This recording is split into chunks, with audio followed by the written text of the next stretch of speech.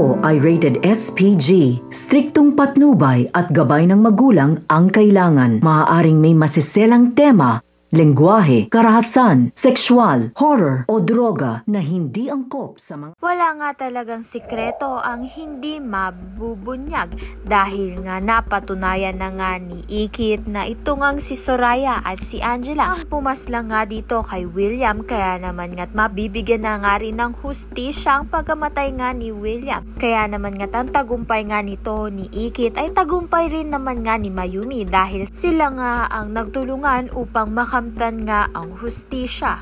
Kaya naman nga tuluyan na nga ang may papakulong ito ngang si Soraya at si Angela. Talaga nga namang walang manners ito ngang si Soraya dahil gusto nga niyang duraan ito pa ngang si Mayumi.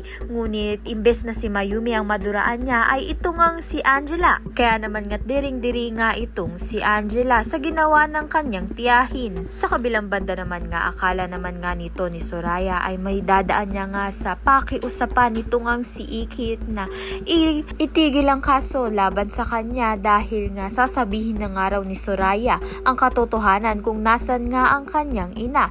Hindi nga alam ni Ikit na alam na nga ni Mayumi ang katotohanan na si Ikit nga ang anak nito ni Mayumi. Kaya naman nga't patuloy pa rin ngang makukulong itong si Soraya. Kaya naman nga't yan at iba pa ang dapat nating pakaabangan. Maraming salamat sa iyong panonood.